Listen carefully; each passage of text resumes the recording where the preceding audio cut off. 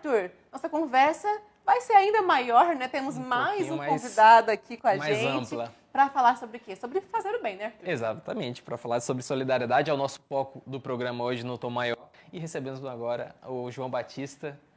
Um prazer recebê-lo aqui e fala um pouquinho mais do seu trabalho. Você é capelão evangélico, faz um trabalho muito bonito no Hospital Araújo Jorge.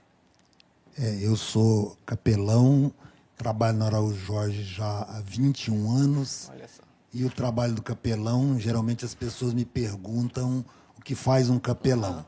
O capelão, a responsabilidade dele é dar assistência espiritual e social aos pacientes.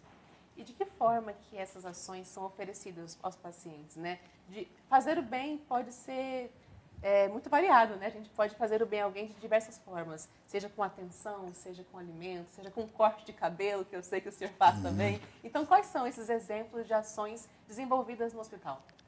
Eu coordeno uma equipe de mais ou menos 17 pessoas. E o nosso trabalho básico é ir aos leitos, conversar com o paciente, ouvir o paciente, orar com ele, orar por ele, trazer com ele, às vezes, uma literatura e dar para ele. E há alguns anos, eu trabalhei como voluntário específico do setor de transplantes de medula óssea. Então, lá, eu rapava o cabelo dos pacientes e, até hoje, eu sou o primeiro e único voluntário que tem acesso ao setor de transplante. E também na pediatria, às vezes me chamam para a cabeça das crianças. Isso, João. E como é que o senhor entrou? Quando teve o interesse de entrar e procurar fazer essa assistência dessa forma, através tanto da religião, mas também ajudando pessoas que precisam desse apoio emocional e espiritual?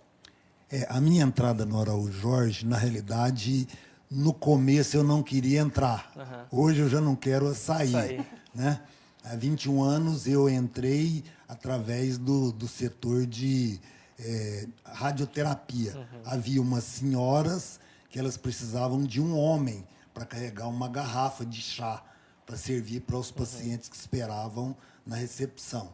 E, através disso, eu fui ajudar essas senhoras e eu creio que foi a isca que Deus usou e eu mordi nessa isca e aí me apaixonei pelo hospital e estou lá até hoje. Ana, você também tem essa experiência de ir em hospitais e ver na prática o quanto que essa ação de fazer o bem faz a diferença realmente na vida de quem está ali. E muita gente pode pensar, nossa, hospital é um ambiente triste, né? Ambiente, assim, muitas vezes marcado por doenças, por desafios, por dificuldades. Mas por que é tão importante que a gente faça esse exercício de se colocar no lugar do outro e de estar ali para ser um ouvido realmente atento, para oferecer um abraço, para oferecer atenção? Por que isso é tão importante e precisa que mais pessoas tenham esse senso de solidariedade? Eu acredito que todo mundo deveria ter um olhar empático e isso faz muita diferença. Quando nós vamos nos abrigos, nos hospitais, nos asilos, nós chegamos cantando, conversando e um sorriso parece que é o combustível para a gente. Eles chegam sorrindo, abraçam a gente. E quando a gente chega, eles estão tristes. Quando a gente canta, conversa com eles, eles ficam felizes. E aquilo para a gente é um combustível de continuar fazendo isso. E, Ana, eu queria aproveitar, porque você, quando a gente estava rodando, inclusive, agora a matéria muito bacana da Mariana sobre doação de sangue, você comentou sobre um projeto do Hospital Alegres agora também, na campanha. Fala um pouquinho mais sobre isso.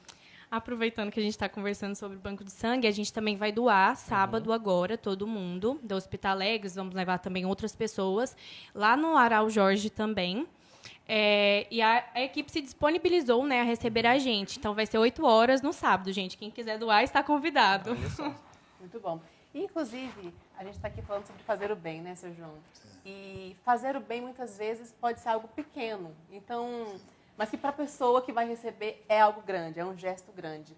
Então, para quem está vendo a gente e não sabe como ajudar, muitas vezes acha que só algumas pessoas, né, que devem ajudar e quem está aqui não tem nada para fazer. Como que quem está acompanhando a gente, quem está assistindo nossa conversa, pode fazer o bem, pode ter um gesto, uma ação que pode fazer a diferença de quem está lá no hospital que o senhor há 21 anos convive? Eu vejo, por exemplo, o corte de cabelo lá no hospital. Para eles, isso é algo muito importante e é algo muito simples que eu faço, né? E as pessoas, elas podem, por exemplo, eu tenho um trabalho, além do trabalho espiritual, um trabalho social. As pessoas podem ajudar financeiramente, pode ajudar com cestas básicas, a infinidade é muito. A questão é a pessoa se dispor. A disposição é tudo. Quando ela se dispõe, o leque é muito grande. Eu lembro que quando eu fui trabalhar lá, eu conversei com o doutor César, que era o chefe do setor de transplante, e perguntei para ele, doutor, o que eu vou fazer aqui? Ele falou, olha, não sei. Você senta junto com os pacientes e vai conversando com eles, eles vão falar das necessidades. E aí as necessidades vão explodindo. E nós temos um trabalho também lá no hospital de banquinhos. Ele foi suspenso na época da pandemia e agora nós estamos voltando. Nós vamos em duplas e aí sentamos do lado do paciente que está tomando quimioterapia e puxamos assunto com ele. E eu me lembro que a primeira senhora que eu conversei com ela, assim que a gente estava conversando, a enfermeira chegou e disse assim, olha, acabou a quimioterapia da senhora. Ela falou assim, já? Eu falei, é isso que eu queria. Ela nem prestou atenção na quimioterapia. Então, são coisas assim. E nessas conversas, eles falam da necessidade financeira, e aí a possibilidade é muito grande. É só a gente se dispor.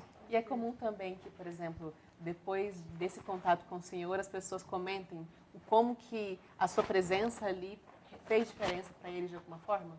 Comentam. Inclusive, por exemplo, eu tenho lá um menino, o Juan, eu conheci o Juan, eu tinha 2 anos na pediatria. Hoje o Juan está com 23 anos.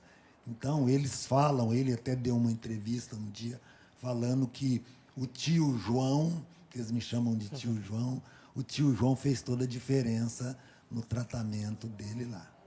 E é isso, né? Fazer o bem, Arthur, né? Que faz a diferença. Exatamente. E foi muito bom conversar com vocês aqui. Obrigada por terem vindo e voltem mais vezes. E sigam fazendo bem, inspirando outras pessoas também que acompanham a gente a fazer o bem, né? O primeiro desafio talvez seja vencer a timidez, a vergonha, às vezes, de ajudar o próximo, mas depois não quer mais sair, né? Não quer. Eu lembro que a dona Ângela, quando eu comecei lá, ela falou assim, olha, o trabalho aqui vicia. E realmente você vicia, que depois você... É um vício que você não tem que largar. Viciar e fazer o bem era um vício que todo mundo tinha que ter, né, gente? Exatamente. E lá no fazer o bem, a gente que acaba recebendo. Porque a gente vai lá para doar, mas você que acaba sendo beneficiado, com certeza. João ou tio João, um prazer João, recebê-lo aqui no Tom todo Maior. meu. Ana Clara também, sempre um prazer. Espero contar novamente com vocês aqui também, o Sistema Sagres de portas abertas para falar sobre solidariedade. Uma ótima noite a vocês e, claro, também o Tom Maior não para aqui, a gente segue